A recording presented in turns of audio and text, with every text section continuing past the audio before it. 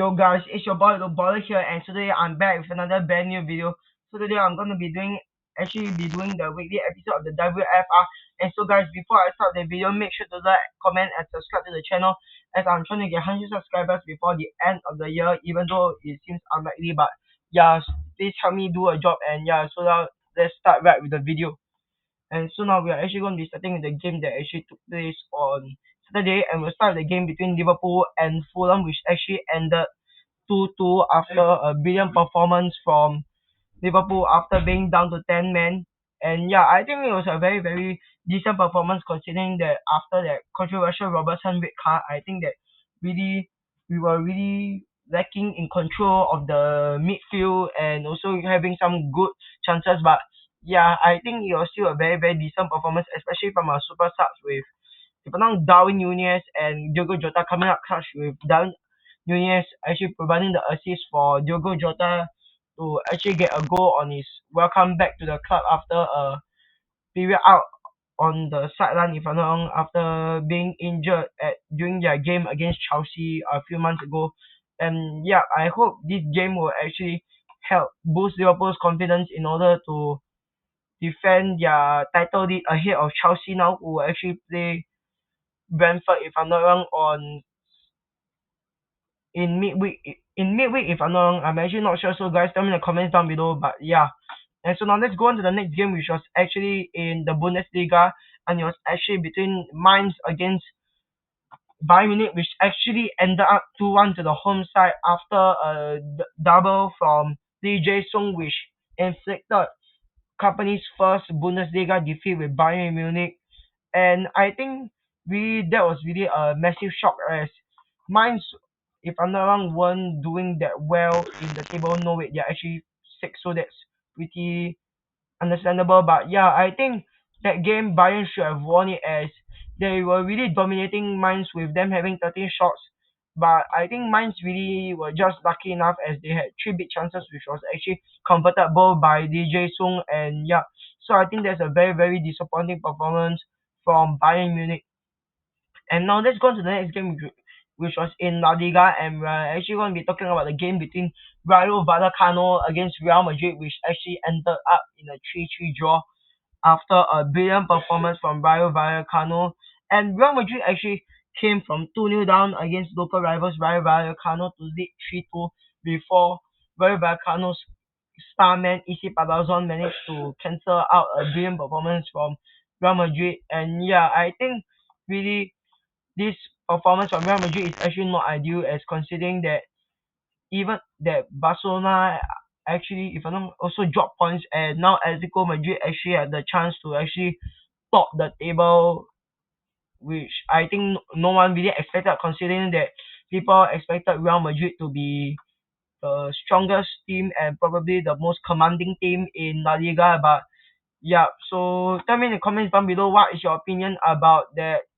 Real Madrid performance. And now we are going on to Sunday night and Monday morning's action, and we'll start in the Premier League, where we had a thriller of a game between Manchester City and Manchester United, which actually ended up 2-1 to the visitors after an inspiring comeback from the visitors to get important victory under Ruben Amorim, as they scored twice late on to snatch victory from the jaws of defeat against Manchester City, with Amad Diallo being the hero, as he scored a 90th minute equalizer to 90th minute winner to give Manchester United a famous win on their opponent's home ground. And I think really that was a very, very thrilling game between the Manchester rivals, as many people really expected Manchester City to close off the game with more goals, but they were not clinical, and Manchester United actually punished them with a brilliant penalty from Bruno Fernandes before Amad Diallo rounded Ederson, if I'm not wrong, and scored a brilliant goal to give Manchester United a famous win at their opponent's home ground. And yeah, so now actually I think we have to talk about Manchester City's form in the last few games, as they have only won one in their last 9 games, if I'm not wrong, and and out of their last 5 games, they have won only one game, drew 2 games against Crystal Palace and final, and lost to both Liverpool and Juventus. And I think really this is really getting out of hand with Manchester City's performances, and hopefully they can do better in the next part of the year. And now let's go on to the next game, which was actually between Chelsea and Brentford, which actually ended up 2-1 to the home side, thanks to goals from Cucurella and Jackson, which helped the home side to get an important victory to go 2 points within league leaders Liverpool, with Liverpool playing Tottenham next weekend, if I'm not wrong. And yep, I think this game was again a very nervy game from Chelsea, as they were up against a Brentford side who were literally only beaten once in their last 3 games, and many people expected them to destroy, to literally have a very very even game with Brentford, but it wasn't the case, as Chelsea managed to dominate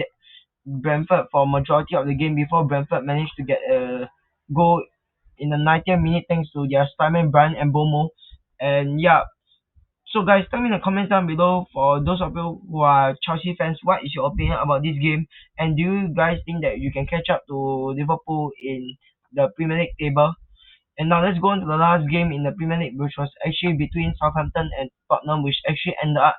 5-0 to the away side, thanks to a brace from Madison and goals from both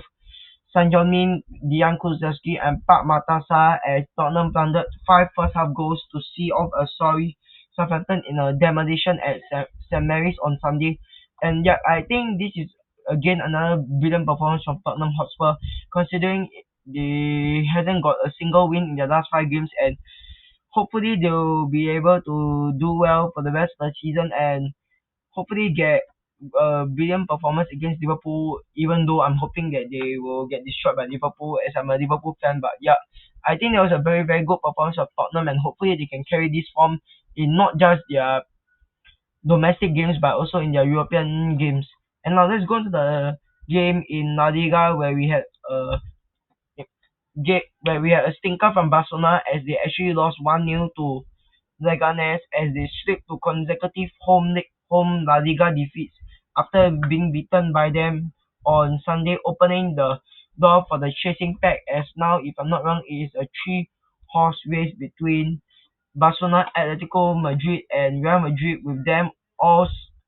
split by just 1 point, with Athletic Bilbao just 4 points behind Real Madrid. And yeah, I think that is not a very good performance from Barcelona, as really they were dominating the game with 20 shots, but they had a 2.63 xG, which they really should have put out their chances. But oh well, I think that game was again that Barcelona were not at their best. And now let's go on to the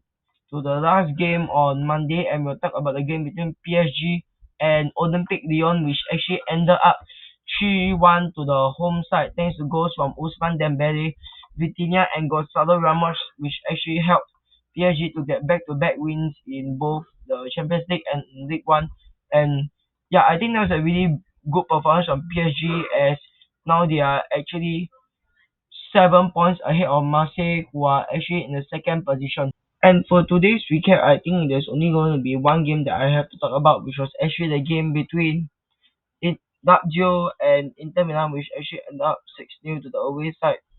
with brilliant performances from Hakan Çalhanoğlu, Federico Di Marco, Nicolo Barella, Dumfries, Carlos Augusto, and Thuram, and I basically just said everyone who scored. Yeah, but I think that was a very very good performance of Inter, as Simone Inzaghi enjoyed a dream return to Lazio on Monday, as his team won 6-0 to move within 3 points of the Serie A summit. And I think that was a very very brilliant performance, with Inter showing their attacking class against a Lazio side who are also in good form.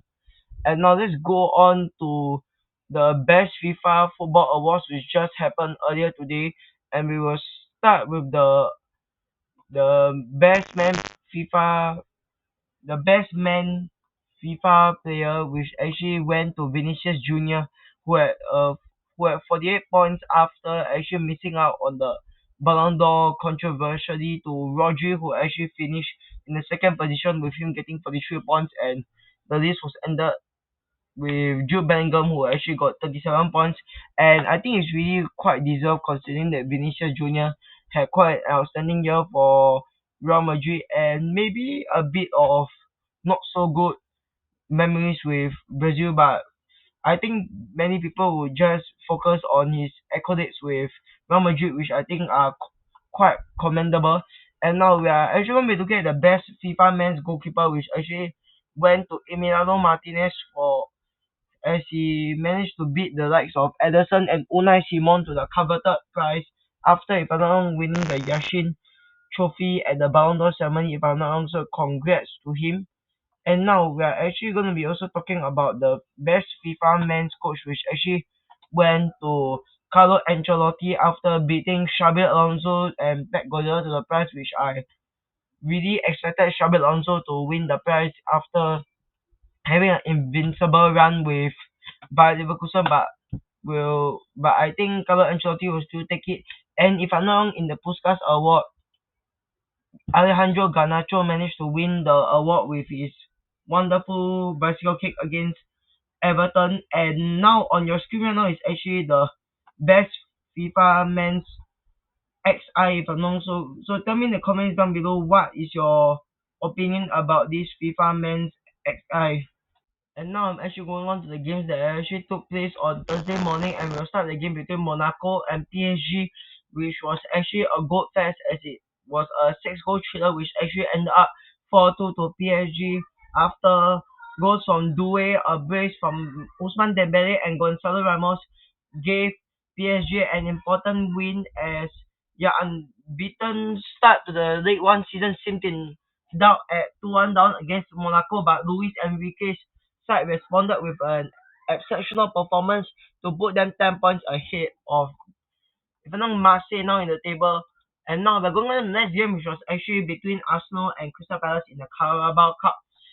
quarterfinal, which actually ended up 3-2 to the home side thanks to a amazing hat trick by Gabriel Jesus as he put Arsenal into the EFL Cup semi-finals as they edged a 5 goal thriller against Crystal Palace at the Emirates. And I think it was a very, very good performance from Arsenal considering that they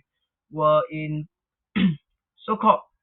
not so good form after actually drawing nil-nil with Everton in what was a snooze fest and a game that they could have taken advantage of the slip by Liverpool to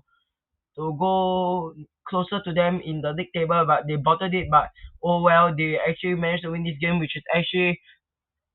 better than the result against Everton. And now let's go on to the next game in the EFL Cup quarterfinal, which actually was between Southampton and Liverpool, which actually ended up 2-1 to the away side thanks to goals from Nunez and Elliott as Liverpool were given another stern test on the South Coast against Southampton, but won again to reach the AFL Cup semi-finals, which they will be playing against Newcastle, who have been thorn in their flesh for the past few years. But oh well. But I think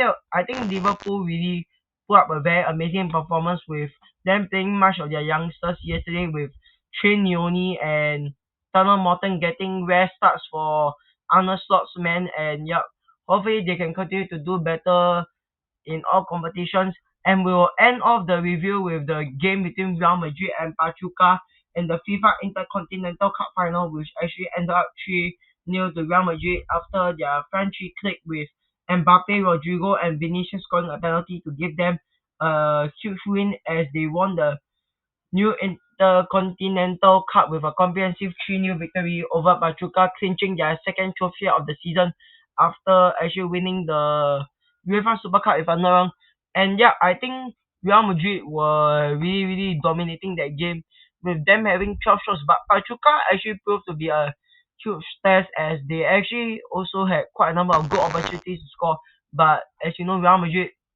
always finish off their chances. And yeah, so guys, tell me in the comments down below what is your opinion about that Real Madrid Cup. And now we're going on to the first game on Friday, which was actually between Chelsea and Shamrock Rovers, which actually ended up 5-1 to the host after an impressive hat trick from Mark Guiu as Chelsea sealed top spot in the Conference League after Mark Guiu's hat trick helped see off Shamrock Rovers 5-1. And I think it was a very, very good performance from Chelsea considering that they were playing against a Shamrock Rovers side who were actually quite decent in the league table, if I'm not, with them being in the 10th position, which is the preliminary round spots. But yeah, I think it was a very good performance from Chelsea considering that they are playing a huge game in the Premier League this weekend, and so we'll see how that goes. And now we are going on to probably the last match of this WFI episode, and we're going to be talking about the game between Tottenham and Manchester United in the Carabao Cup, which actually ended up 4-3 to the host after Tottenham and Manchester United goalkeepers Fraser Foster and LT Bayindir traded mistakes in a trading EFL quarter-final as Tottenham edged out Manchester United 4-3. And yeah, I think it was a very, very, very nervy performance from Tottenham Hotspur as they were actually 3-0 up before Manchester United were close to a late comeback before Son Heung-min scored an outrageous goal from straight from a corner. And yeah, and I think really that game was really, really very poor from both keepers as Fraser Foster and Bayindir were really, really very poor in helping to keep their team in the lead. And yeah, so guys, tell me in the comments down below what is your opinion about the game, and guys also tell me in the comments down below who is your player of the week and what is your favorite game of this week. And yeah, so thank you guys for watching this video. I hope you guys enjoy this video. So make sure to like and subscribe to the channel as I'm trying to get probably 100 subscribers before the end of the year, even though it seems unlikely, but oh well, let's see if we can do that. And yeah, and for my Christmas video, I'm thinking of probably doing a Q&A video or probably another type of football video. So guys, tell me in the comments down below what video you would like me to do. And yeah, so this week's shout out goes out to Zheng Yue, and I'll see you guys in the next video. Sayonara guys.